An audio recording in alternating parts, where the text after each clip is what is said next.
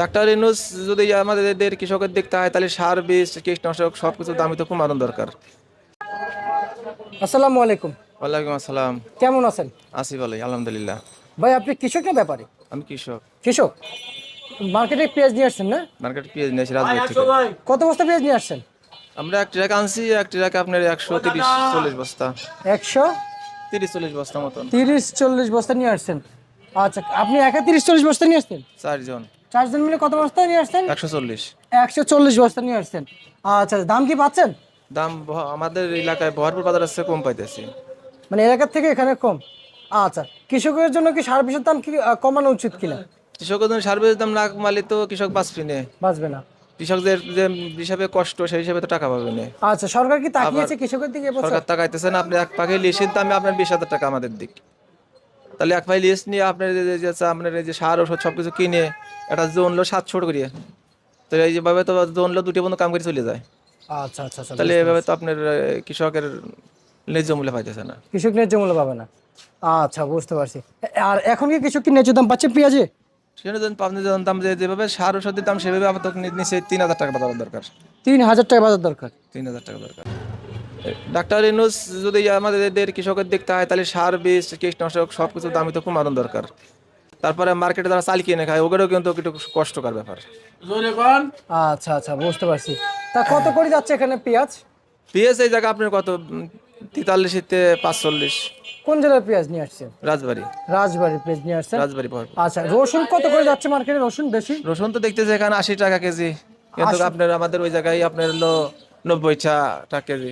90 টাকা হ্যাঁ, কেজি। এই জায়গায় কম দাম। এখানে কম দাম যাচ্ছে না? আচ্ছা আচ্ছা, বুঝতে আমরা পারছি। নিয়ে আসি জায়গা মনে করি যে জায়গা বেচা কেনার সুবিধা ভালো, দলতা বলতা আমলতা নেয় না, কিন্তু এই জায়গায় এসে দেখতেছি যে বাজার বাজার কম। বাজার কম। হাটের খবর নিয়েছেন? হাটের খবর আজকের খবর তো নিতে পারিনি। বলতে পারবেন না না? না না। আচ্ছা, আর এখানে সর্বোচ্চ কত বলছিলেন পেঁয়াজের দাম? সর্বোচ্চ আমাকে তো 44 টাকা দেখলাম বেচলো। আচ্ছা, আপনার আপনার নিজের পেঁয়াজ? আমারটা বেচা নেই এখন, আমার 37 কইতেছে, সবটি নিবি, আমাকে গাড়ি ধরে আমি দিইনি এখনো।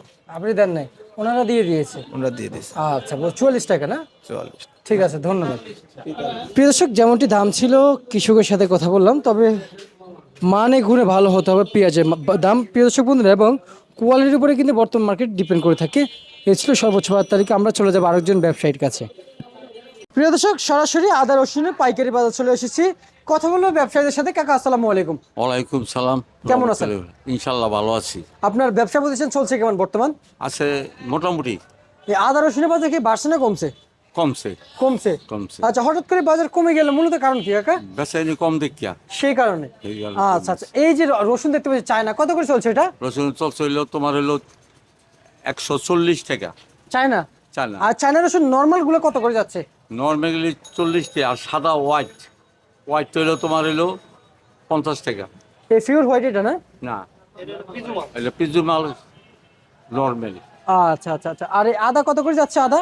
আদা হইলো তোমার চলছে হইলো 70 টাকা, শুধু 70। শুধু 70? 70 আচ্ছা, এই ইন্ডিয়ান কেরালা আদা? ইন্ডিয়ান আদা। আচ্ছা, এর থেকে উপরে কি আছে? আর একটা ছিল চানা আদা আছে, চানা আদা হইলো 120 টাকা। চায়না? হ্যাঁ। আর দেশি রসুন কত করে চলছে? দেশি রসুন হইলো বোট যেটা মোটারা মোটারা চলছিল তোমার হইলো 100 টাকা। 100 টাকা? আর ওই যেটা চিকুনটা এটা চলছে 80 টাকা। 80 টাকা? 80 টাকা, শুধু 80। শুধু 80 টাকা? শুধু 80। আচ্ছা, বুঝতে পারছি। ঠিক আছে, আপনাকে অসংখ্য অসংখ্য ধন্যবাদ আজকের খবর জানিয়ে দেওয়ার জন্য।